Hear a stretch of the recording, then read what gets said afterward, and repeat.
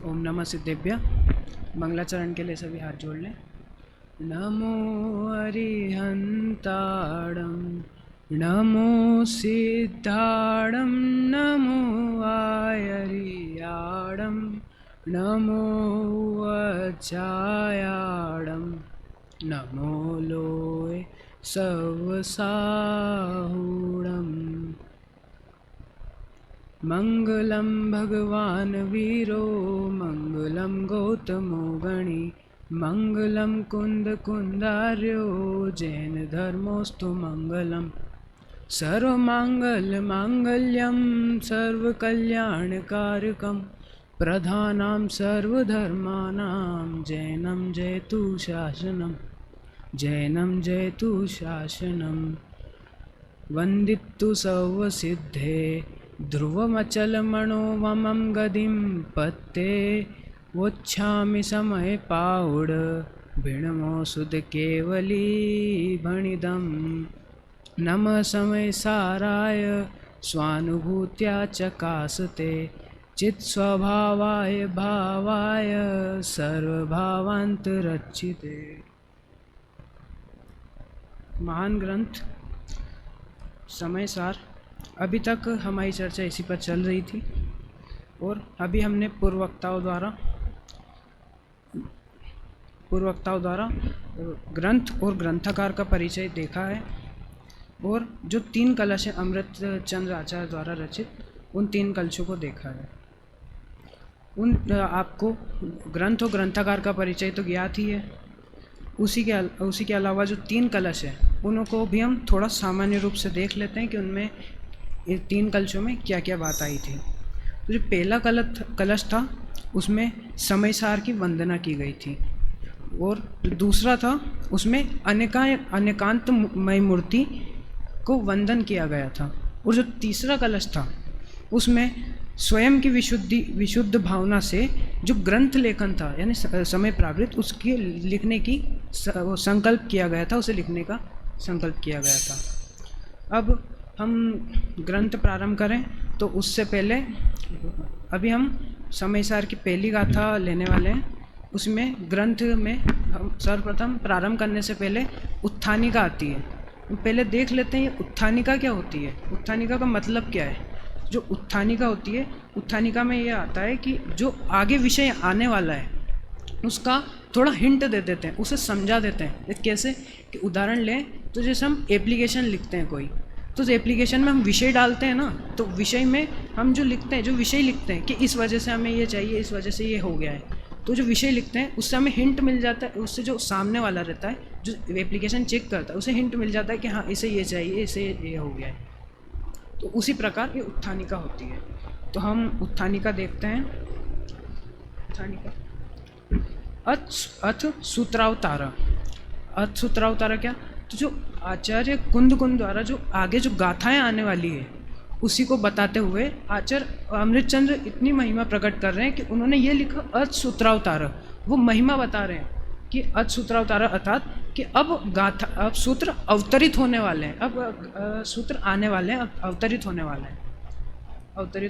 अब ये अथ सूत्रावतारा क्या होता है, तो इसको भी हम देख लेते हैं कि सर्वप्रथम हम अथ देखते हैं। अथ क्या होता है, तो अथ अर्थात जो अर्थ का अर्थ हम संस्कृत में लेते हैं। तो संस्कृत में जब हम अब लिखना प्रारंभ करते हैं, कुछ भी लिखते हैं तो लिखना प्रारंभ करते हैं तो उसमें अथ शब्द से प्रारंभ करते हैं, अथ शब्द से अथ। तो उसमें हम लिखते भी हैं कि जैसे प्रारंभ से अंत तक, यानी अथ से इति तक, अथ से इति तक। उसमें ये भी रहता है कि जो अथ शब्द यहाँ पे भी आया, अथ शब्द तो यहाँ पे प्रारंभ के लिए भी लिया है। और अथ शब्द का एक और वो होता है, मतलब होता है, इसे हम मंगल सूचक के रूप में भी यूज़ में लेते हैं मंगल सूचक। तो इसके 2 अर्थ हो गए। पहला, एक तो आरंभिक शब्द है, संस्कृत में हम कुछ भी लिखना प्रारंभ करते हैं तो उसमें यूज़ में आता है। और दूसरा, अथ शब्द का अर्थ हम लेते हैं मंगल सूचक के लिए। तो ये हो गया अथ। अब अथ सूत्रावतारा, तो सूत्र क्या होता है, तो सूत्र का हम सामान्य रूप देखें तो सूत्र अर्थात होता है धागा। तो अब यहाँ पे धागे से क्या बताना चाह रहे हैं, धागे से ये बताना चाह रहे हैं कि जिस प्रकार धागा होता है उसी प्रकार हम भगवान की जो वाणी होती है जो हम तक पहुँच रही है वो उसी प्रकार होती है। इसमें आता भी है कि तीर्थंकर की धुनी धुनी गढ़धर ने सुनी, अंग रची चुनी ज्ञानमयी, सो जिनवन वाणी शिव सुखदानी, त्रिभुवन वाणी पूज्य भई।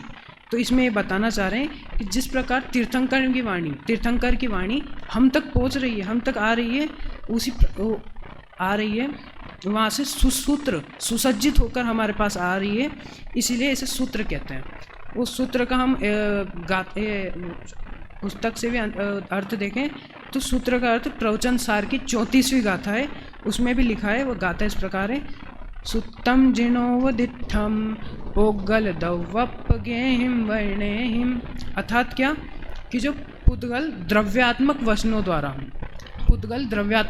द्वारा जिनवेंद्र भगवान द्वारा जो वाणी कही जाती है, जो वाणी उपदेशित है, उसे ही सूत्र कहते हैं। मतलब क्या कि जो जिनेंद्र भगवान की वाणी जो उपदेशित हो रही है, जो कही जा रही है, उसे हम सूत्र कहते हैं। जिनेंद्र भगवान की वाणी सूत्र है। अब चाहे वो जो वाणी है वो तत्वार सूत्र के रूप में जो सूत्र आते हैं उन्हों के रूप में हो, या समय सार की टीका के रूप में हो, या समय सार के जो प्राकृत गाथाएं हैं उन्हों के रूप में हो, वो सब है तो जिनेंद्र भगवान की वाणी ही, उन्हें भी सूत्र कहेंगे। तो इस प्रकार जो जिनेंद्र भगवान के द्वारा कहे हुए वचन होते हैं उन्हें सूत्र कहते हैं। अब आता है तीसरा अवतार, अर्थात सूत्र अवतार कैसे कहते हैं? तो अवतार का हम सामान्य रूप से जानते ही हैं। उसके अलावा अवतार को हम महिमावंत शब्द के रूप में भी प्रयोग करते हैं। कुछ महिमा बतानी होती है तो उस रूप में भी प्रयोग में लेते हैं। कैसे कि जैसे जगत में जो अन्य मत है उनमें ये प्रचलित है कि जिस लोक कल्याण के लिए जो भगवान होते हैं वह अवतरित होते हैं, अवतार लेते हैं, उस रूप में भी ये अवतार शब्द का प्रयोग किया जाता है। इसमें आता भी है अन्य मतों में, यदा यदा ही धर्मस्य ग्लानि भवति भारत। अर्थात क्या कि जब जब धर्म की हानि होगी तब तब जो भगवान है वह अवतार लेंगे। इसके अलावा यहाँ पे अन्य मतों में एक कहानी भी प्रचलित है होलिका वाली। इसमें मैं थोड़ा सा बता देता हूँ कि इसमें पिता होते हैं हिरण्यकश्यप, इनका एक पुत्र होता है प्रहलाद, और इनकी मतलब जो हिरण्यकश्यप है इनकी बहन होती है होलिका। उसमें यह आया है कि जो हिरण्यकश्यप होता है वो होते हैं नास्तिक, और जो प्रहलाद होता है वो होता है आस्तिक। तो वो भगवान की मतलब विष्णु की पूजा वूजा करते रहते हैं। तो जो हिरण्यकश्यप है उनके पिता उन्हें रोकते हैं, उन्हें मारने का भी प्रयास किया था पर मार में सफल नहीं होते। परंतु जो उनकी बहन थी उन्हें एक रिद्धि प्राप्त थी कि वह उसमें अग्नि में जल नहीं सकती है। तो उसी से हिरण्यकश्यप ने एक योजना बनाई कि इन्हें होलिका के साथ अग्नि में उतार देते हैं। उनको ये रिद्धि प्राप्त थी कि अगर वो होलिका अगर अग्नि में जाएगी तो वो खुद नहीं जलेगी, वो किसी और को ले जाएगी तो वो जल जाएगा। परंतु हुआ इसका उल्टा, होलिका जल गई पर जो प्रहलाद था वो बच गया, और जो हिरण्यकश्यप था उसे भी कुछ रिद्धियाँ प्राप्त थी कि इसे कोई ना दिन में मार सकता है, ना रात में मार सकता है, ना घर के अंदर मार सकता है, ना घर के बाहर मार सकता है। इसीलिए ये हिरण्यकश्यप जो थे ये मतलब बहुत अधर्म फैला रहे थे, बहुत नाश कर रहे थे। इसी के लिए इनके नाश के लिए जो विष्णु भगवान थे उन्होंने अवतार लिया था। इसीलिए उनको नरसिंह का अवतार लिया था और इनका नाश किया था। ऐसे ही अन्य मतों में माना जाता है। परंतु हमें यहाँ पे ऐसा नहीं लेना, हमें यहाँ पे लेना है कि जो हमारे जिनेंद्र भगवान की वाणी है, जो मतलब जैसे अन्य मतों में ऐसा होता है कि भगवान लोक कल्याण के लिए अवतरित होते हैं, अवतार लेते हैं, उसी प्रकार यहाँ पे हमें ऐसा लेना कि जो कुंदकुंद देव की जो गाथाएं हैं वे लोक कल्याण के लिए अवतरित हुई है, उसी का इसीलिए यहाँ पे अवतार शब्द का प्रयोग किया गया है। हम इसे थोड़ा अनुशीलन से भी देख लेते हैं।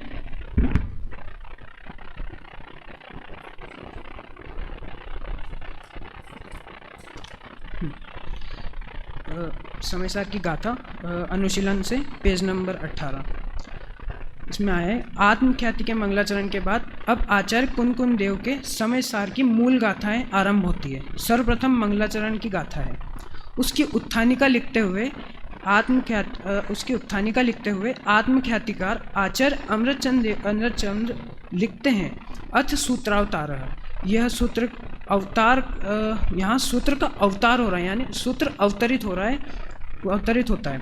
आचार्य अमृतचंद के हृदय में समय सार के प्रति कितनी महिमा है कि वह ये बात, इसका कथन में ये बात झलक रही है कि वो क्या कहना चाह रहे हैं। सूत्र इतनी महिमा आ रही है कि वो लिख रहे हैं कि अब सूत्र अवतरित होता है।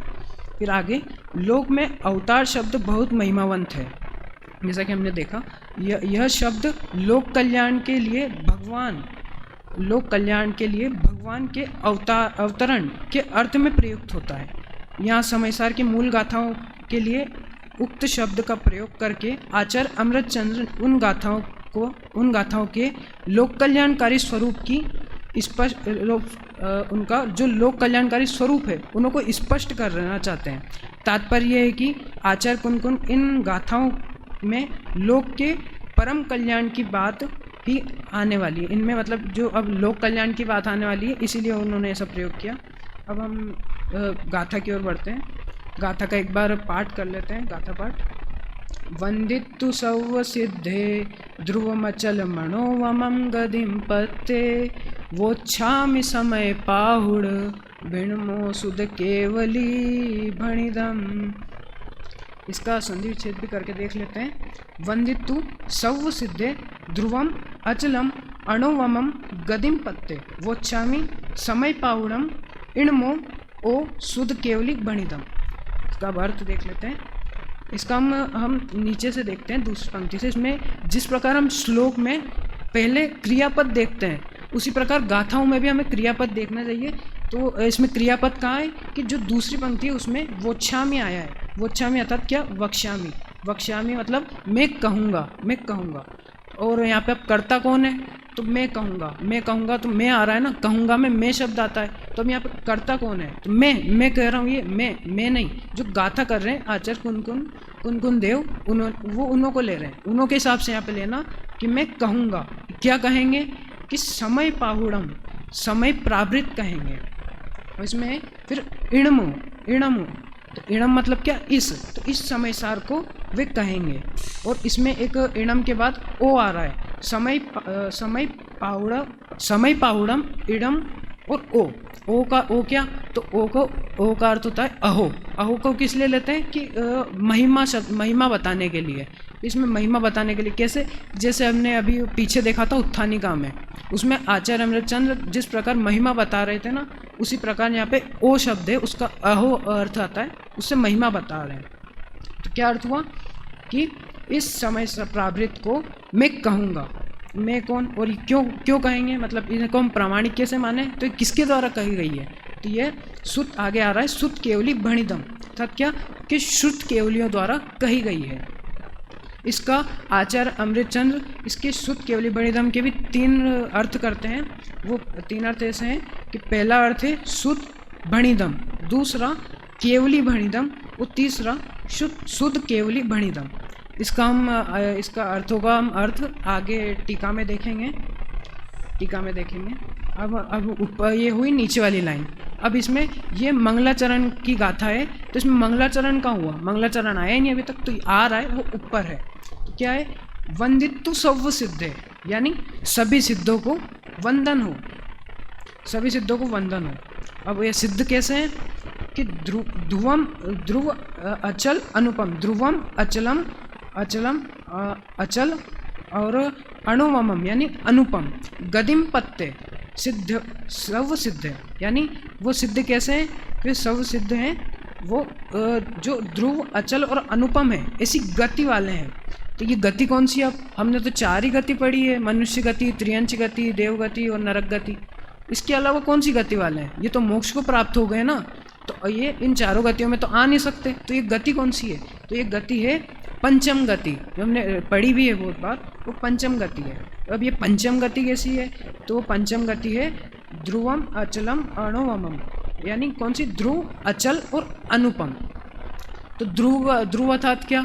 कि जो सदा एक सा रहे, जिसका कभी नाश ना हो। इसका हम उदाहरण लें तो जो ट्रेन की पटरियाँ होती है, वो तो एक जगह स्थित रहती है ना, उसके ऊपर ट्रेन आ रही है जा रही है, उसको कोई मतलब नहीं, वो एक ही जगह स्थित है ना, उनका कोई नाश नहीं हो रहा है ना। उसी प्रकार ध्रुव, तो जीव का जो स्वभाव होता है वह भी ऐसे ही ध्रुव होता है। और इस ध्रुव स्वभाव के बिना, इस ध्रुव स्वभाव के अवलंबन के बिना हमें ये पंचम गति प्राप्त नहीं हो सकती। अब आता है दूसरा अचल। अचल क्या? अचल शब्द से ही पता चलता है कि जो चलायमान ना हो, जो एक जगह स्थिर है। जैसे जो एक जगह से स्थिर है, जैसे मतलब जो पंचम गति में जो जाता है, मोक्ष जिसको हो जाता है, वो उनका परिभ्रमण रुक जाता है। वो एक गति से पंचम गति के अलावा दूसरी गतियों में नहीं जाते। पर हम एक गति से दूसरी गति में जा रहे हैं, कभी मनुष्य हैं, कभी क्या है, कभी क्या है, ऐसा। और तीसरा है अनुपम। अनुपम यानी उपमा रहित। उपमा रहित क्या? कि उन लोग उपमा नहीं, ऐसा नहीं, ऐसा कि उन लोगों को ऐसी पूरे विश्व में ऐसी कोई उपमा ही नहीं है जो उन लोगों के लायक हो। वो इतने हैं कि मतलब उन लोगों को कोई उपमा ही नहीं दे सकते, ऐसी कोई उपमा ही नहीं है। ऐसा हो गया अनुपम। अनुपम इस प्रकार ये पंचम गति है। तो ये गाथा का अर्थ हो गया। अब हम इसकी जो हिंदी पद्यानुवाद है वो भी देख लेते हैं। पहले इसका पाठ करते हैं। ध्रुव अचल अनुपम सिद्ध की कर वंदना में स्वपरहित, यह समय प्रावृत कह रहा शुद्ध केवली द्वारा कथित। अर्थात क्या? कि ध्रुव अचल अनुपम सिद्ध की कर वंदना में स्वपरहित। अर्थात ध्रुव अचल अनुपम ऐसे जो सिद्ध हैं, सिद्ध उनकी मैं वंदना करता हूँ। जो ध्रुव अचल अनुपम ऐसी गति वाले जो सिद्ध हैं उनकी मैं वंदना करता हूँ। किसके लिए? कि स्व और पर के लिए। यानी स्व कहते हैं कि स्व तो जैसे स्व अर्थात वे खुद, मतलब आचार्य कुनकुन देव जो इसकी रचना कर रहे हैं वे खुद। तो वे खुद कैसे? कि वे खुद तो ये लिखकर उनका खुद का तो कल्याण कर रहे हैं, और वो जो लिख रहे हैं ना उससे पर अर्थात हमारा भी कल्याण हो रहा है, इसलिए स्वपर के हित के लिए वह ये कर रहे हैं। और ये समय प्रावृत कह रहा शुद्ध केवली द्वारा कथित। अर्थात जो ये समय प्रावृत है इसे वे कह रहे हैं। और ये समय प्रावृत कैसा है? कि शुद्ध केवली द्वारा कथित है। कथित है। इसका हम अर्थ भी पढ़ लेते हैं जो नीचे दिया है। मैं ध्रुव अचल अनुपम और अनुपम गति को प्राप्त हुए सभी सिद्धों को नमस्कार कर शुद्ध केवलियों द्वारा कहे गए इस समय प्रावृत, समय नामक प्रावृत को कहूँगा। इस समय प्रावृत नामक ग्रंथ को कहूँगा। ऐसे ही इसका अर्थ है। एक बार हम दोनों का पाठ कर लेते हैं, जो ये संस्कृत वाली है और जो हिंदी वाली है। वंदितु सव सिद्धे ध्रुवमचल मनोवमं गदिं पत्ते, वोच्छामि समय पाहुड़ भिणमो सुध केवली भणिदम। ध्रुव अचल अनुपम सिद्ध की कर वंदना में स्वपरहित, यह समय प्रावृत कह रहा शुद्ध केवली द्वारा कथित। इस प्रकार हमने आज जो पहली गाथा थी उसका स्वरूप समझा, और जो पहले उत्थानिका थी उसका स्वरूप समझा। हम सभी समय प्रावृत पढ़कर इसकी समयसार हो गए, मतलब अपना आत्मा का कल्याण करें। इसी मंगल भावना के साथ जय श्री कृष्ण।